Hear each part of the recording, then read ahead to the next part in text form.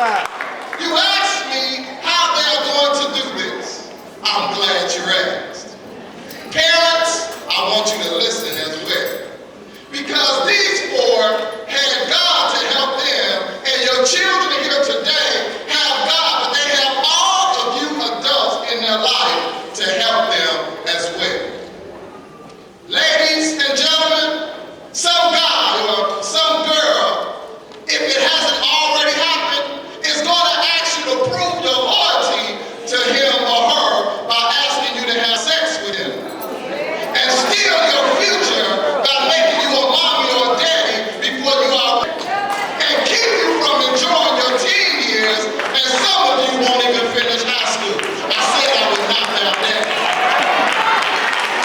Young men and ladies, someone is going to steal your future and make you prove your loyalty to them by asking you to be part of a gang. Some of you will be tempted with drugs, and some of you with alcohol and other things, but you cannot give in to the peer pressure and allow and a bad Negro.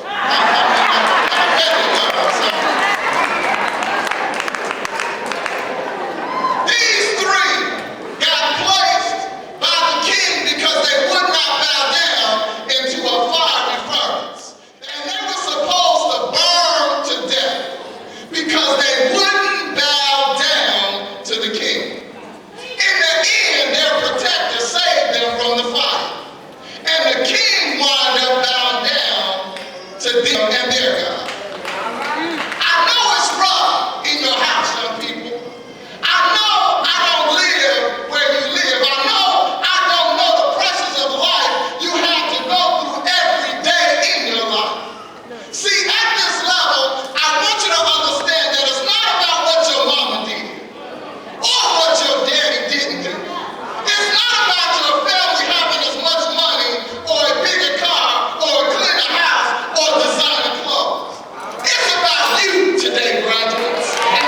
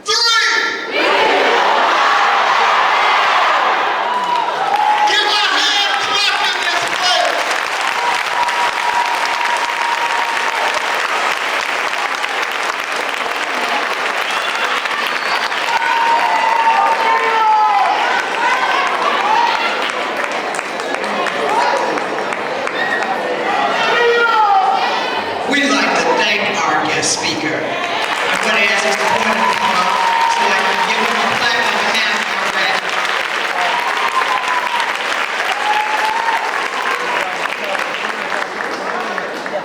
As you can see, there was a change in the program.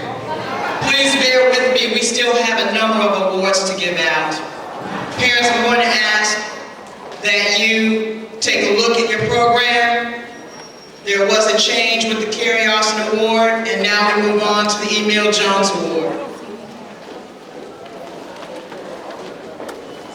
For those of you in the audience, you are first made aware of who the recipients are. Our graduates have no idea. And so please join me in applauding the student who is the recipient of the Emil Jones Award. That award is for overall activity, excellence, and upholding the criteria of what our Emil Jones is all about. That award is given to Leah Stevenson. Let's hear it for Leah Stevenson.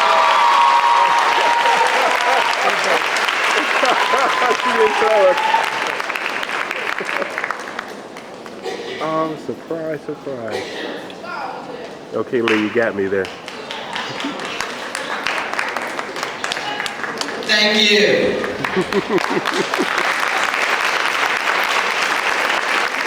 One of our state senators, Robert Rita, has provided for each graduate a certificate of commendation for their graduation.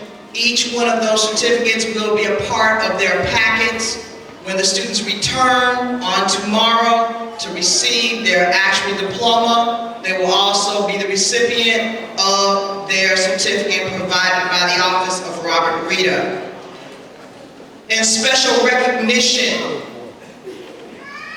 we have 3 students that we want to also honor. There is not a designee here this morning to provide them with those awards. However, when those awards become available, we will make sure from his office that these 3 students receive those awards. I'd like to recognize each one of the students. I'm going to ask that they just stand in their place, and I'm going to ask the audience to give them a round of applause. They are Erica Fisher, Gabriel Hall, and Arthur Powell. Please join me in giving the recognition that each 3 of these students deserve.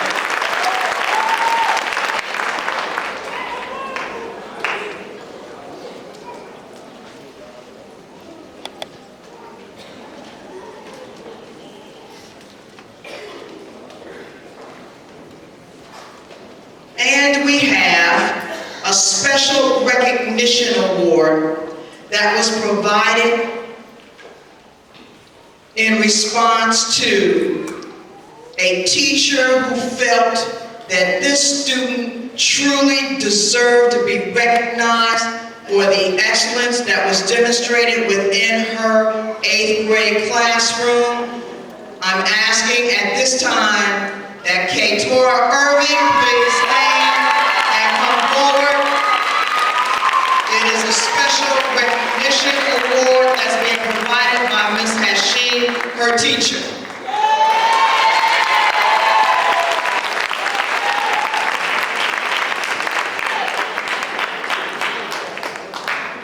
Let's give her a round of applause. Katora.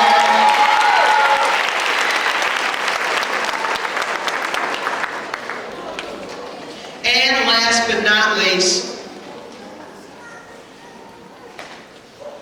in the past, the PTA has provided Most Improved Score awards to 1 boy and 1 girl. As you know, the Board of Education has changed the process by way of assessment, and as explained in the ribbon pinning ceremony, this is probably the latest we've seen in test scores being received at the school level.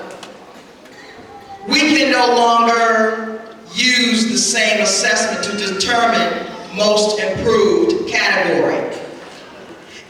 However, there is an award, and it is known as the Ralph H. Metcalfe Award. And we're going to honor two students, one boy and one girl, who we feel has had overall participation in school activities. They have each exhibited exceptional school spirit and school pride. They have demonstrated on a day-to-day basis exceptional effort. And for these two students, I ask that you join me in applauding them, Charlene Toulouse and Brandon Hawkins, recipients of the 2006 Ralph H. Metcalfe Award. And I'm going to ask that they come forward to be presented with the award.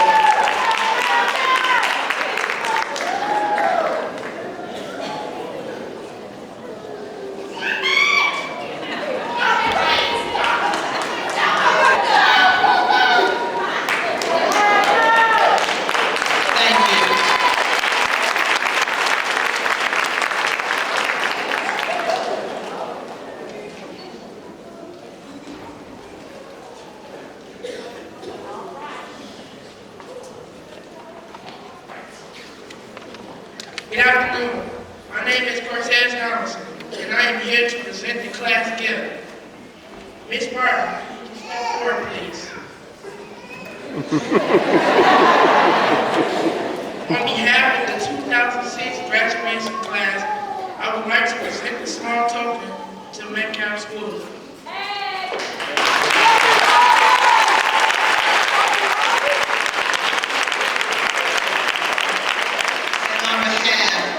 The staff and students at the Metcalfe Community Academy, we thank you for the gift.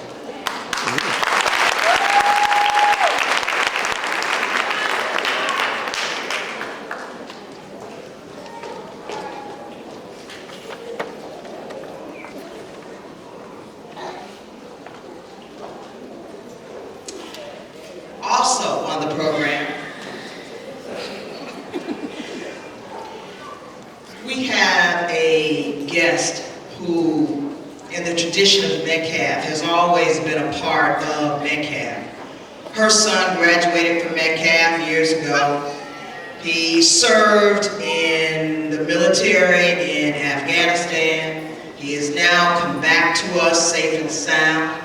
And even though Diane Abinger has no more children at Metcalfe, she has not forgotten us. And she is here today to do a tribute to our 8th grade graduates. And I just ask that you please put your hands together, because I know Diane Abinger is going to do a great job. She is going to sing Can't Give Up Now.